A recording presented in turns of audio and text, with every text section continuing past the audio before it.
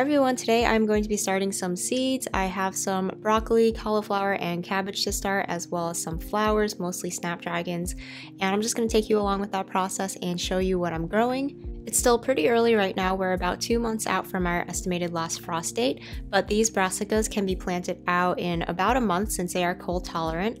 First I have the green magic broccoli, and I also have a white cauliflower. Both of these are from Johnny's and they're both hybrids that are supposed to be heat tolerant. So I'm hoping that I can get a good harvest because our springs can get really hot really quickly. I also have a cordyceps cabbage. This is an heirloom cabbage. I'm not sure if it's going to do the best for spring. I've only successfully grown it in the fall, but I thought I would give it a shot because we didn't get any cabbage in the fall and I would really like to have some. So now moving on to the flowers, I have 3 kinds of snapdragons. I have Madame Butterfly snapdragons, a rocket mix snapdragon, and also like a tall mix that doesn't have a name. All of these I grew last year. My favorites are definitely the rocket and the Madame Butterfly. The tall deluxe mix has a lot of like single flowers, and most of them tended to be the same colors as well, but I'm growing them anyway just because I have the seeds and I have a big flower garden to fill up with flowers. And lastly, I'm also going to be growing some statice. This is a flower that does well as a dried flower. It was really prolific last year and very easy to grow. Both snapdragons and statice are cool season flowers, so they might be able to go out maybe a couple weeks before our last frost.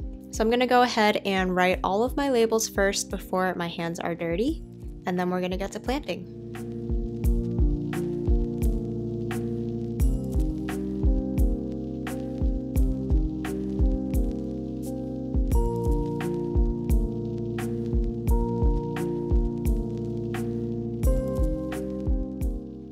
I have some regular potting mix that I'm going to be using here, and I'm going to be using this for the broccoli, cauliflower, and cabbage. These seeds are pretty easy to grow in any medium. They're not very fussy, but I have noticed that this potting mix is a little bit dense and it doesn't have a lot of perlite or airy material in it, so I'm adding some perlite that we have just to help with airflow a little bit, and we didn't quite have enough, so I'm also adding some vermiculite as well. These are both really lightweight media that will help to keep that soil nice and fluffy and light. If your potting soil looks nice and fluffy, you can definitely just skip this. I'm just adding it as a little bit of a precautionary measure, or you can just use store-bought seed starting mix. I just didn't have any on hand right now. So we're just going to mix this in and also add some water until this is lightly moist. We want it to be pre-moistened, but we don't want it to be so wet that when we squeeze it, any excess water comes out. And while Erin's mixing this up, let me show you the pots I'm going to be using. I have these 4-cell pots that are going to be really good for the broccoli and cauliflower because I won't have to pot them up before they go out. There's plenty of space for the roots to develop. And I'm thinking that these plants will be in these pots for maybe a month, and then by then they can start hardening off to go out into the garden a few weeks before our estimated last frost date, so that hopefully they can enjoy some of that cooler weather before our hot summer weather kicks in, because they don't really like that kind of hot weather. And if all goes well, I think that these should be ready to harvest in May or June, and then at that point we still have time left in the season to put new crops into wherever they're going to be placed, to use that garden space again for summer crops. We're going to fill up our pots, very lightly packing them in to make sure that there are no big air pockets in there. We're going to make some indents in each of these pots in the center, about 1/4 inch deep, and then in each of these little indents I'm going to place 2 seeds, and then we're going to cover them up lightly. And I'm only going to be doing 1 or 2 sets for each of these seeds because these plants do take up a decent amount of space. And I think this is all I'm going to have space in the garden for in the spring. I'm going to do 1 of the cauliflower, 1 of the cabbage, and 2 of the broccoli. I'm really hopeful that these new broccoli and cauliflower varieties are going to do well for us. I've seen, I think, one other person that lives kind of in our area grow the green magic broccoli, and they had massive heads. And by the way, we're in like kind of central northern Virginia. So I think that since I saw someone else had success in our area, I really think that these can do well for us.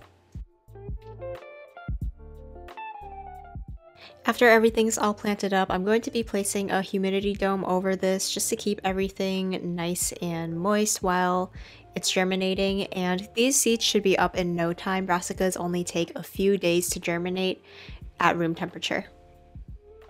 For the flower seeds, we're going to be doing something a little bit different. I'm working off of this same potting soil, but I am going to be adding some garden tone to this.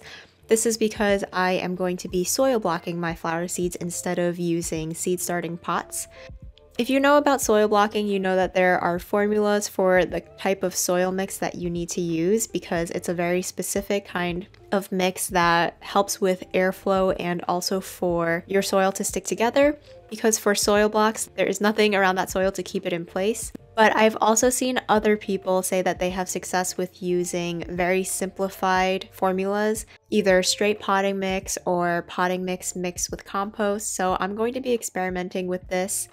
And I'm not an expert in soil blocking. I actually tried it for the first time last year and it did not go very well for me, but I'm trying it again this year and I'm hoping that this simplified method for making the soil works out well.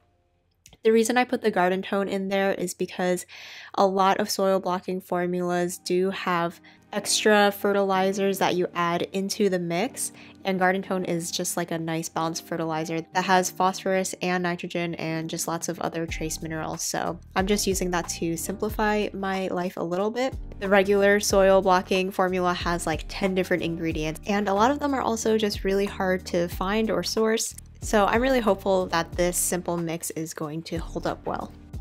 So here are my soil blockers. I have this 3/4 inch one that makes 20 cells. And this is going to be perfect for our flowers today because they're really tiny seeds that are a little bit slower going. And these will help to just take up a lot less space than planting them up in pots. I also have this larger size. I believe this is a 2-inch one and it makes 4 soil blocks. And these ones are really cool because they have these attachments where you can either have dimples to place your seeds, or you can use these 3/4 inch cubes, which are the same exact size as the mini soil blocker that I have. So if I wanted to, I could use the mini one, and then once those seeds get a little bit big, I can make those 2-inch soil blockers and then pop those mini cubes right into those big ones, and it's a really easy way to pot up. One thing about your soil blocking mix is that it has to be really wet in order for it to work and for it to stick when you're going to form your blocks. So I'm adding a lot more water here than I would normally do if we were just using seed starting pots. And you can see here when you squeeze it, there is lots of water running out, very different from when we were doing those pots and we didn't want any excess water. You actually want it for your soil blocking mix. For my trays, I'm going to be using these small styrofoam trays that I have. But really you can use any kind of tray that has a lip, or you can use like a 10-20 flat that you would put your normal seed starting trays in. I got all of my soil blocking materials from the Gardener Workshop, and I will link them down below if you want to check it out. Now I'm going to give it a go and see how this mix is working. I'm taking my soil blocker and really jamming it down into this pile of soil. You want a nice amount of soil to be able to push your soil block into, because you want it to be nicely packed in there. If it's not packed, it's not going to stay together, and I'm even going in and like pushing it into each of these little grooves. This mini one especially, it's sometimes hard to get into all of those little nooks and crannies, so I'm just making sure each of these is filled up nice and tight with that soil and just taking off any excess. Then I'm going to lay it down on my tray, and I'm pushing down on that top handle first to compact it further, and then when I feel like it's nicely compacted, I can pull that lower handle to release those soil blocks, and this is what it looks like. I think they turned out really well. Everything looks like it's sticking together pretty nicely, so I'm going to move ahead with this mix and form a few more blocks.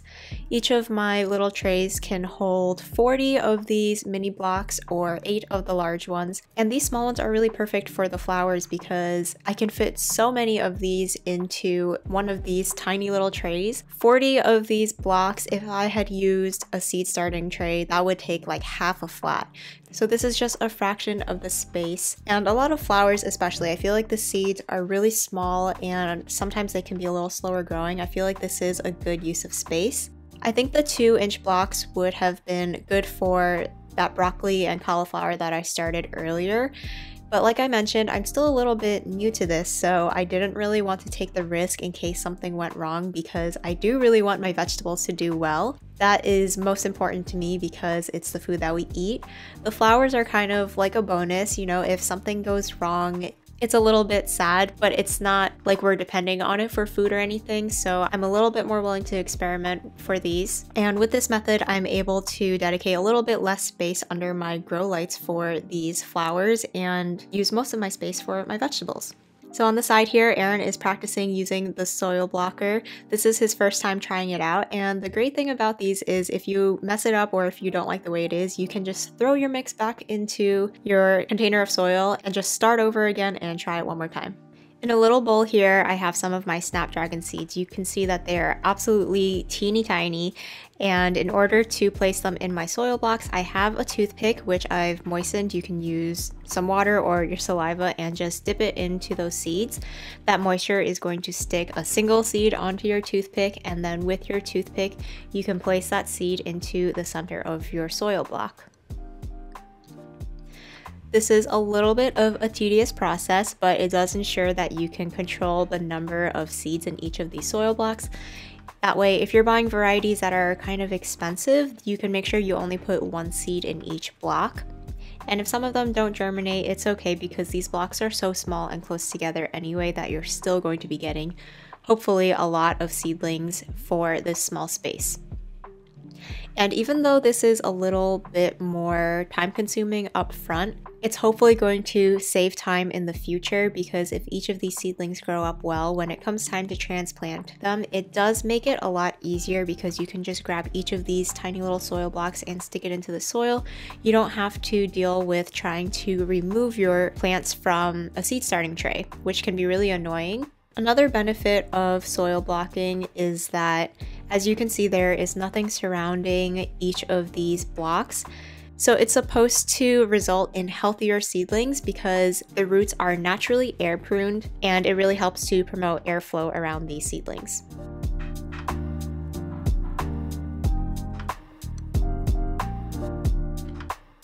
These snapdragon seeds are so small, I don't want to cover them with soil, so I'm covering them lightly with vermiculite, which allows for more light to go through than potting soil, and it will also help to keep that surface of the soil where the seeds are a little bit more moist to help with germination. You can also cover these with plastic wrap until they germinate or put them under some kind of humidity dome. So I'm continuing on with my other snapdragon varieties, and I've done one block of each of these 20 mini soil blocks for each of my varieties, so hopefully I'll have a good number of each of these plants. I'm really hoping that I can figure out soil blocking this year because this equipment was a little bit of an investment and I really want to make it worth it. And if all goes well, this is a really great way to start seeds for the future because you don't have to deal with any plastic trays and there's not much investment once you get those initial soil blockers. And as I move on to the statice, these seeds are a little bit bigger, so hopefully you can see this a little bit better. For these ones, since the seeds are a little bit larger and easier to manipulate, you might be able to see that as I place each of these seeds in with the toothpick, I'm also using the toothpick to lightly press each of these seeds into the soil. That way it has good contact and also gets a little bit buried in that soil as well. As far as how to water these, you can just bottom water them by placing water into your trays and pouring off any of that excess after 15 minutes. I find that maintaining the right moisture level in the soil blocks is where I've gone wrong in the past, so that's one part of the process that I am still trying to figure out.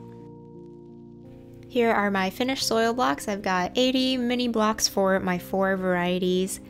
These should take a week or 2 to germinate, and fingers crossed that everything goes well. I will keep you guys updated. So everything's on my seed starting rack right now. The lights aren't turned on yet until they germinate, and I thought I'd just give you a little update on how everything else is going. Here are my little tiny celery seedlings. I did say that these were slow growing seeds, and I was not kidding. It's been almost a month now and they still don't have their first set of true leaves. But all of my onions are up and doing really well. I've got my leeks, onions, and shallots here, and everything is looking really good. The only ones that I kind of had lower germination with were Australian brown onions, so I went ahead and seeded a new pot of those.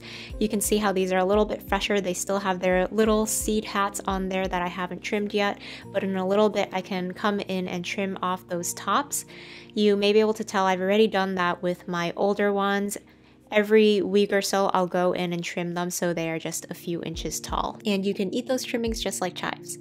The lemongrass seedlings are also doing really well, really good germination on those, as well as my thyme seedlings. Some other things I have going on, I have a little rosemary cutting that I'm propagating to turn into a new plant. I've also started growing my sweet potato slips using sweet potatoes we grew last year.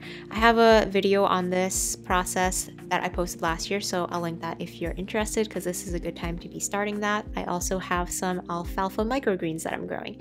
So lots going on in this seed starting area, and there's going to be a lot more coming soon, so I hope you guys will stay tuned for that, and I'll see you again in the next video.